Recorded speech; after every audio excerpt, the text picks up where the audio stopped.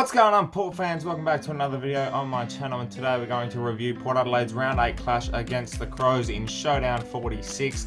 Unfortunately, we didn't get the job done, going down by 20 points in what was probably one of our more undermanned, sloppy performances we've had for the season. It probably was expected, to be honest, coming in all week with the amount of outs we had, but the Crows were just too classy around the ground, and eventually in the wet conditions they got the job done in front of a decent 50,000 strong crowd. So let's get into this review and see how this game panned out. Second term underway and the intensity continues. Matt Crouch dragged down. Power Pepper runs to 50 for Port Adelaide's first goal. Square, got it! As I said, it was a sloppy performance by Port Adelaide on Saturday night. It was probably one of those games where it just never really got going, and we were in the game for quite a significant amount of time, and just every time we had an opportunity, we just didn't take it. And 2 goals late at half-time really showcased, how much more work we've got to do in certain areas of our game, especially inside 50s, and our efficiency going in there and hitting the scoreboard. And we're calling out for a big key forward. I don't know why Ken won't play one. You've got 2 in the SANFL. We're missing Charlie Dixon, and I think you can't play Westhoff as a deep full forward. He's just not that type of player, especially when you've got a big pack. He just can't compete. He hasn't got the big body to create a contest like a Dixon or a Frampton can do so. And unfortunately, Marshall can't do the job either. He's just too much of a small frame to compete. He does great on the ground ball work, but he just can't. He can't create that contest. And Keith, our well-deserved Showdown medalist winner last night, was just taking every mark possible, and he was just eating up all our inside 50s because we weren't smart enough going inside 50. And I think essentially that's what lost us the game. There was a great comeback in the last quarter, only to be down by 12 points at one stage, and we were in with a real shot. And I think I look at the performance on Saturday night and think that is a performance of a young side still developing. That wasn't our best team. We all know that. That was a side that are actually trying to, they're doing the best they can, but they're just too young. If you know what I mean, like that type of performance wasn't something that we doubted. We knew that was going to happen with the amount of players we had out and who stood up. And we lost it at selection essentially with AJ getting selected. He did nothing last on Saturday night. He just wasn't there. He was great. Good. Yeah, actually had some good pressure acts. He had 5 tackles for the night, and he just wasn't quite good enough. And I think that just showcased how much of a blunder that was selecting him. Motlop was quiet. Didn't see much of him. I thought Farrell was serviceable. Did some good things. Kicked a goal as well. But just I think the conditions played a big part in that. And the Crows essentially were too classy in the midfield.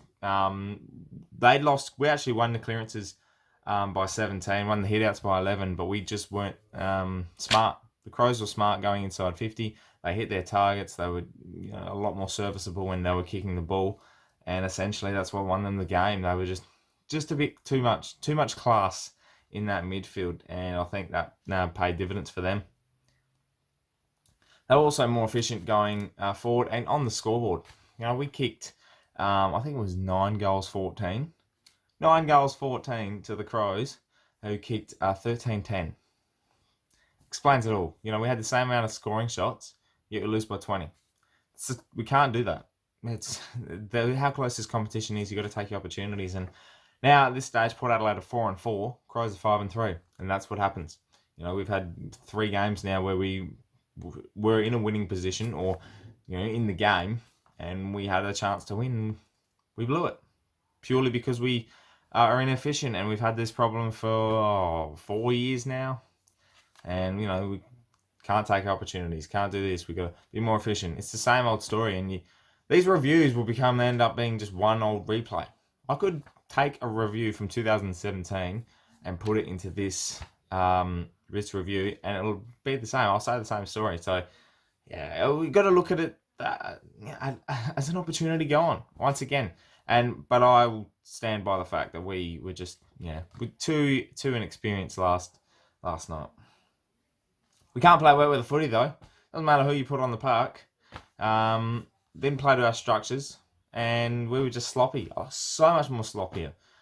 It was at one stage a farce. We were dropping marks, just bombing it inside 50. We were playing like it was a downpour. It actually was a bit dewy, a bit moist, and essentially that's what paid dividends last night.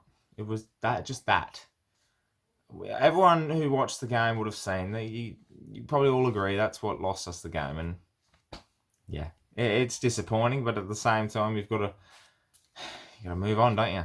But one thing that I did learn last night, and I think we learned this about 3 years ago, is the fact that when we got Charlie Dixon to the team, he was a massive help. He created a contest. He took marks, but he brought the ball to ground, and our smalls did work. Players like Sam Gray, Robbie Gray, all these types of players kick goals. Sam Gray has the most goals since 2016 for Port Adelaide. Why? Because he was playing as a forward pocket or a crumbing forward under Charlie Dixon. And every time Dixon created a contest, the ball would go to ground. Sam Gray was there to pick it up and kick a goal. We're missing that at the moment. We're missing a big, desperate key forward. And I think there's one man in the SANFL that we can bring in, and that's Billy Frampton. And I think he has to play next week against Gold Coast, because otherwise, same old story will happen. A couple of positives though, and I think this will sit well. The SPP is a future leader. I think his performance in the Showdown was quite remarkable. His numbers didn't showcase as much. 19 possessions, kicked 2 goals, but essentially 10 tackles. Was great in the midfield. He was very serviceable, and his pressure around the ball carrier and his commitment to the footy to getting that contested ball, second to none. So a little credit there to Sam Powell-Pepper. Dougal up forward is the smartest decision Ken Hinkley has made in game for quite a while. And that was sensational to see him up forward, kick 2 goals. And he was just, it was remarkable to see how a key forward who can take a grab or create a contest can actually kick goals and create chances. Umpiring standards. Look, Crows took the opportunities that they had from our mistakes. I'll wear that. But there was 4 or 5 goals last night that the Crows got simply from umpiring decisions in and around the ground in their half. They were shocking calls. Like, I'm talking, the umpiring standards in the AFL right now are at their lowest point. They do not give a shit about what happens on the field. They will call it, not give a crap. They need to be pulled up the same way players are pulled up for their behaviour as such. That's not on. And look, to be honest, there was a couple of calls on the Crows' end as well from that we got free kicks for that weren't there.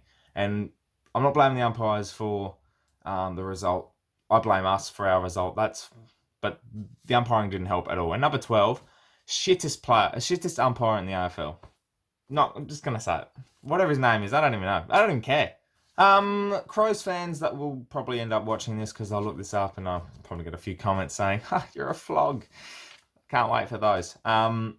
Well-behaved showdown. It was a Port home showdown. I didn't see any problems or any issues. There was no fights or anything. I think the mood last night was kind of... Port fans were expecting to lose. I don't know about you, but Port fans were kind of expecting what was going to unfold, what actually unfolded. And I think there was a mutual fact of our teams are pretty similar. We're both missing players. We're both undermanned. We were heavily more undermanned, I will say. And yeah, I mean, there was a few banterous comments in here and there, but I don't know about the full story, but it was actually a well-behaved showdown, and 50,000 people, I think. Yeah, not bad. So credit to the crowd for turning up in those conditions. I think that was sensational, and it was a good atmosphere to be part of, especially when Port were coming back. Crowd really lifted. So yeah, credit to the crowd. They were awesome. Time for the votes for round 8, and look, hard to pick a few players from last night, but I'm going to pick them purely on effort. So if you don't agree, comment below your votes. So 3, 2, 1. Last night, Rockcliffe had 41 disposals. He gets 1 vote. He had 6 marks and 6 tackles as well. Very sloppy. But yeah, he didn't have much impact, but you can't go having 41 disposals and not get noticed. He was pretty good. Lena was really awesome in the defence. He crumbed the ball well. He really stood up when others couldn't. And when Dougal went down into the forward half, Lena was quite serviceable down there. So 26 disposals, 10 marks was great to see. So well done to him. And 3 votes goes to Sam Powell-Pepper. I thought his game last night was terrific. 2 goals, 19 disposals, had 10 tackles in the midfield. And when you needed a leader to stand up, he was the one that did it. And especially in that last quarter, when we had the momentum, he was just everywhere. And it was so good to see him stand up in a game that we needed someone to. And the likes of Boak and a few others didn't really do as much. Boak had one of those games where you get a lot of the footy, but you didn't do much with it. 28 disposals, only 42% efficiency. So I put that to conditions. So, but yeah, credit to Sam Powell-Pepper. That was an awesome game to watch, and I look forward to what he brings for the rest of the season. Well, Port fans, thank you so much for watching this review of Port Adelaide versus Adelaide in the Showdown for round 8. It's we're gonna have to regroup simply and come back next week against the Suns. It's gonna be a massive game and a must-win game for Port Adelaide to get back a bit of momentum and set up ourselves for the second half of the season. It's gonna be a good game. So thank you so much for watching. Make sure you subscribe for plenty more Port Adelaide content coming your way across the season and every week, every round. I look forward to seeing you guys next week. It's gonna be a big week. My name's Anthony, and as always, can the pair.